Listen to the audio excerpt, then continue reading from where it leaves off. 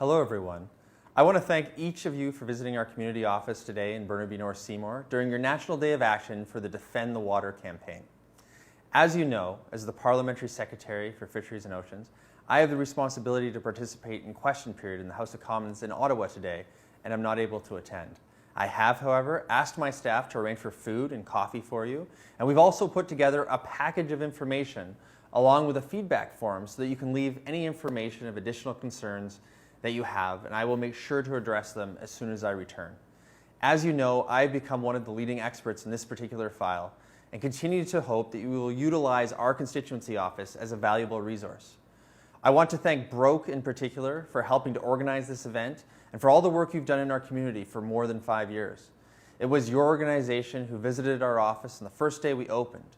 It was your insightful documents that helped me start a multi-year deep dive into the various issues surrounding the local and national discussion regarding the Trans Mountain Pipeline. When I put together my main presentation for the Prime Minister, it was your collective presentations during the ministerial review meetings in Burnaby and North Vancouver that helped inform my report. I take pride in the fact that I was the only Member of Parliament who attended the 3 full days of hearings that took place in Burnaby. It was our community's collective efforts that informed the report that I would present at later hearings in North Vancouver and later to the Prime Minister and our Cabinet.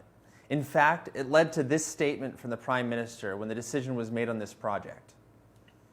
Now, I have heard and listened very carefully to the many diverse perspectives that exist in BC on this project.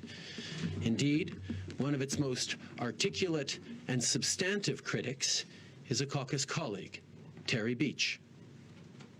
Since the decision was made to proceed with this project, I have continued to attend as many of your events as possible and will continue to do so. It is vitally important that Ottawa continues to hear the concerns of our community. In addition, I have continued to work on more projects that benefit our community and that help transition our country to a low-carbon future while growing our economy. I prepared a working draft of an updated report on this project and its underlying issues and have asked our staff to make physical copies of the current draft available to you today. This package includes some of the following information. There's a welcome letter from me for all of you that are visiting my office today. There's a note regarding all of the work that I continue to do in our community and in Ottawa regarding the Trans Mountain project. There's a new working document that outlines the significant progress that our government has made on issues surrounding climate change and the environment, moving towards a renewable energy future, and protecting our oceans and marine ecosystems. As well, there is discussion about the investments we're making in green infrastructure, including projects that we've developed alongside Indigenous communities. A copy of my 18-page report, which was presented to the Cabinet and Prime Minister, is also included in this updated package. And I wanted to share with you that I recently returned from the World's Ocean Summit, where Canada shared the leadership role we are taking as part of the G7 Oceans Agenda. This includes promoting healthy oceans, sustainable fisheries, addressing plastics, and building resilient communities. This includes many initiatives which will protect our water for generations to come and build collaborative partnerships and working relationships with Indigenous peoples.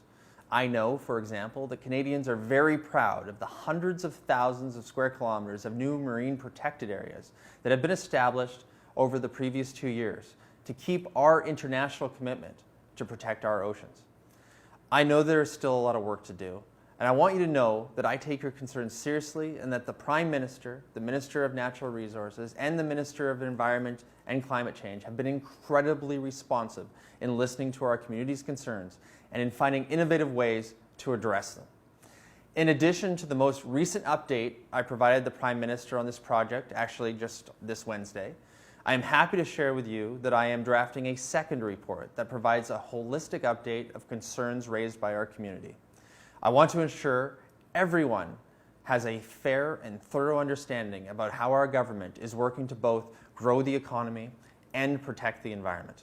In the meantime, I will be including recent speeches and articles, including from the Minister of Natural Resources, the Minister of Environment and Climate Change, and the Parliamentary Secretary of the Environment and Climate Change, our neighbor in North Vancouver, so that you have the most up-to-date information from our government in your package. If you don't have enough copies of this document available at my office today, then you can find a digital version of this package on my website at terrybeachmp.ca. Thank you again for all the work that you've done and for continuing to be a strong voice in our community.